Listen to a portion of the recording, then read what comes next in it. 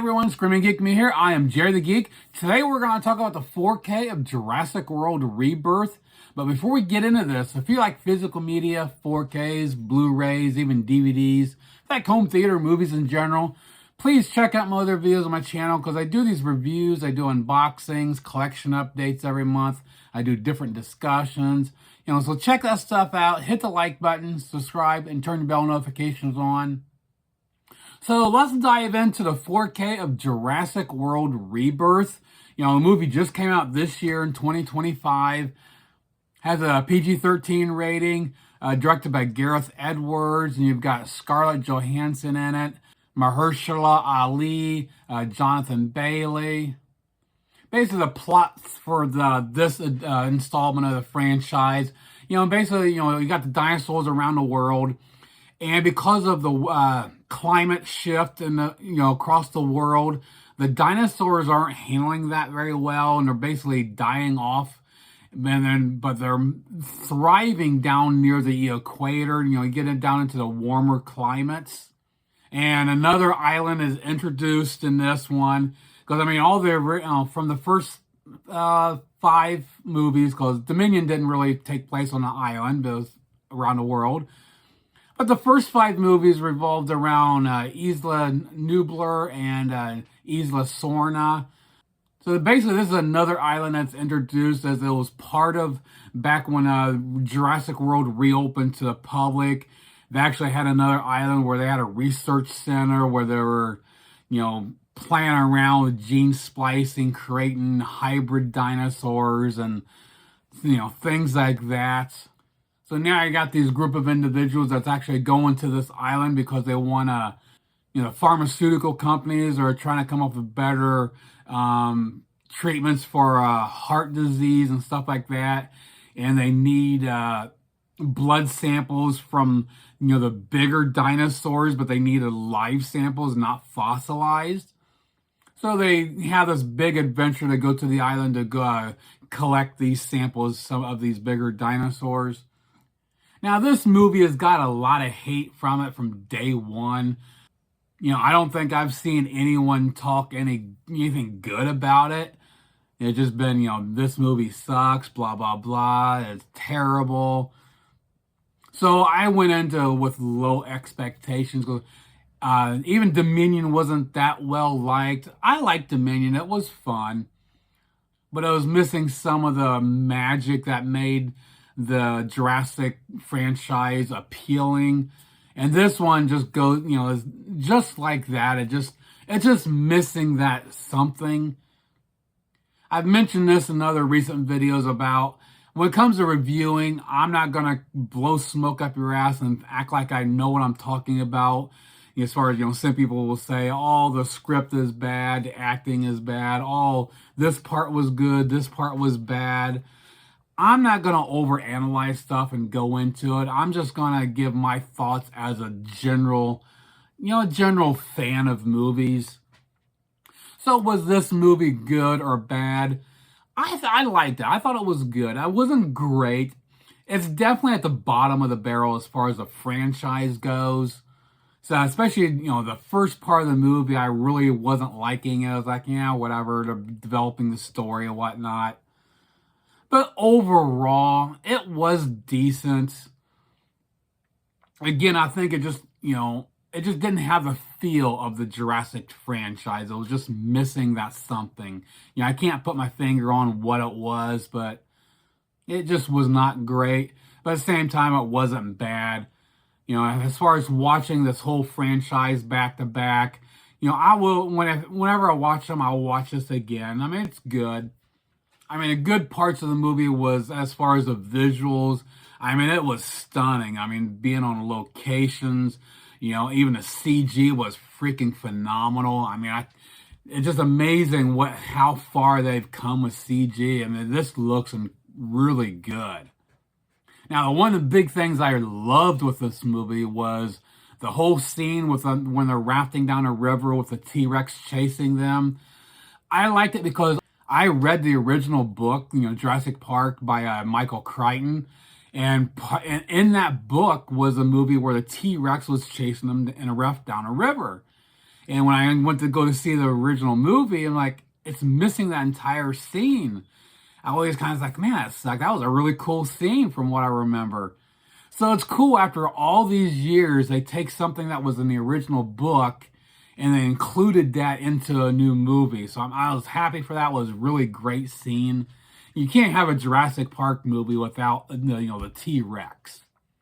So even though all those they have all these mutant dinosaurs that are in it, it's good that the T-Rex is still in this story. Now the 4K here comes from Universal. Just came out recently. The movie was filmed in 35 millimeter, which I was surprised because so many new movies are going digital. And it might be because being a Spielberg was a producer, maybe that's what he wanted.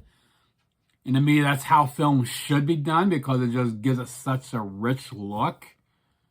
So that being said, this thing looks spectacular. But of course, it's a new movie, so it's not going to look bad, but man, this is pure eye candy. Like I talked about, just the movie itself, the way it was filmed, the location shots and the CG, everything really, it breathes life into this 4K. It's just stunning in every form, every way possible. Some great details. The colors are rich, vibrant, have so much depth to it. Solid black levels without being too dark. Again, just pure eye candy here. I mean, you could probably use this to show off a system if you really want to. Now, as far as a Blu-ray comparison, being a new movie, the Blu-ray looks pretty damn good. The differences between a Blu-ray and 4K are just, minimal, just little upticks here and there. You get a little bit more contrast with the HDR, definitely gives a little bit more of a bump. But the, Blu-ray is no slouch in this department. Now for the audio, they gave us a Dolby Atmos track here. Now I don't have Atmos, I just have a 5.0 setup. But even then, this thing freaking rocks. This is definitely a reference track. I mean, there's certain sequences that'll really push. But I mean, there's some movies out there that'll blow your mind because they're very powerful.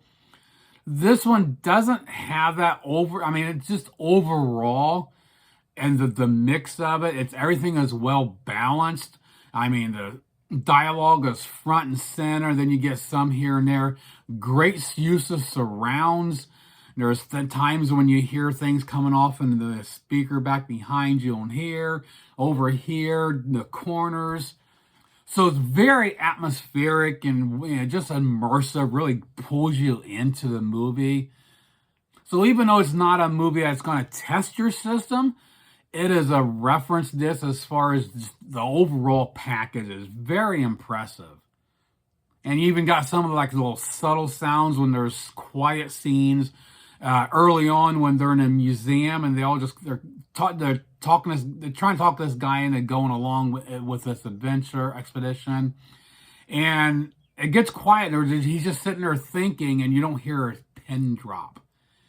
And all of a sudden, he's got some little Altoids he starts chewing on. And it's just so cool. That is the only thing you hear is just the munching of the Altoid in his mouth. And everything, you just hear a little bit of echo. And then later on in the movie, he's chewing it again. So overall, the atmosphere, the subtle sounds is very well done. So very impressive audio here.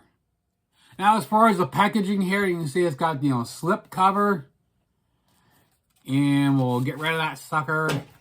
Standard keep case. And open it up. It does have a digital code. I'll give it to you in a second. And you got the Blu-ray and the 4K. Nice out there, the Blu-ray has just standard generic artwork, but they've got some cool artwork for the 4K. And for digital code, pop it up here on the screen for you. Hit the pause button if you want to check this out before buying it, if you want to. Now, as far as the bonus features go, we got commentaries here. We have an alternate opening. We got deleted scenes. Then we got some documentaries for... You got Jurassic World Rebirth, Hatching a New Area, which is actually several different featurettes. which is pretty cool. They got some different things that's very interesting. They've got some interviews on, on location. They talk about being in Thailand and Malta, where they did some tank filming for the simulating being out in the open sea. They got a gag reel, which I love gag reels. And unfortunately, this gag reel is very short. It's like as soon as you, it's over. Well, that sucked. I want to see more. I love gag reels. We got Meet Dolores, where you get to meet the little, kind of a pet dinosaur the little girl ends up adopting. And you got to talk about, the character of that and how they, did some animation and the actual puppetry of it. Another featurette called Munched, Becoming Dino Food. Day at Skywalker Sound. That was pretty cool. The little girl that's in the movie, after filming, she got to take a tour of Skywalker Sound, see how the different sound effects were done and all post-production. That was pretty cool. And also we got Hunting for Easter Eggs, which is pretty cool. There's some things in the movie that are kind of, good Easter eggs that are hidden. It'll be interesting to see if you catch or not. There's only a couple of things that I did catch that are throwbacks to the Jurassic, franchise and or, the filmmakers or whatever. But a lot of stuff was like, oh, wow, I can't believe I missed that. That was pretty cool how they throw little things in there. So overall, pretty good bonus features here. Highly recommend checking out everything. I know a lot of times when it comes to these reviews, I don't get a chance to do bonus features. So I'm glad that I was able to watch them so I could talk about them with you, because they are pretty worthwhile. You need to check out. Now to wrap it up, even though this is the the weakest of the franchise, definitely go in with low expectations, and I think you're going to like it. Again, it doesn't feel like it's part of the Jurassic franchise, but it's decent. It's fun. And the one mutant dinosaur that was created, I think one of the things that kind of bugged me was he has kind of a dome-shaped forehead. So just right off the bat, I'm thinking freaking Alien, the xenomorph. But regardless of if the movie's good or not, if you've got the rest of the movies in a franchise, you definitely want to have this for the collection. And if you've got the 4Ks, again, this is freaking phenomenal. So even if you don't really enjoy the movie that much, you're going to enjoy the 4K because it's just freaking awesome. Now, if you don't have the 4Ks, if you got the Blu-rays is still going to be pretty impressive in its own right. But you can get the 4K here. Unfortunately, it's still pretty expensive. Right now it's running $29 on Amazon. The Steelbook is running about $38. I got mine on sale through Grub for the Black Friday deals for $12.99. And right now, if you want to get this for a good deal, Grub has their 3 for $39.99 sale going on. So that's less than $14 a piece. Get your 3 movies. You can get this one for a really good price. Now, if you don't have any of the franchise, you can get the whole 4K collection, 7 movies for $99.50, which is kind of high considering how, if you can get this cheap, you can probably get the rest of them fairly reasonable. So definitely, if you don't have any of these on 4K, shop around, look for those deals. I don't think I'd want to pay $90 for the entire collection. So that does it for my look at the 4K of Jurassic World Rebirth.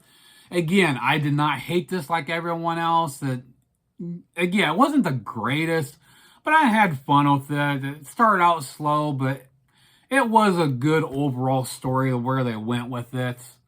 Could have been better, much better, yes, but I'll take it. Please comment below, let me know what you think. Did you get a chance to see this? Or have you heard all the bad negative things about it and you're probably holding off from watching it? Or did you see it and you're just not sure about buying it for the collection? Comment below, let me know. Check out my other videos on my channel. Like, subscribe, turn your bell notifications on, and we'll see you soon. Geek out.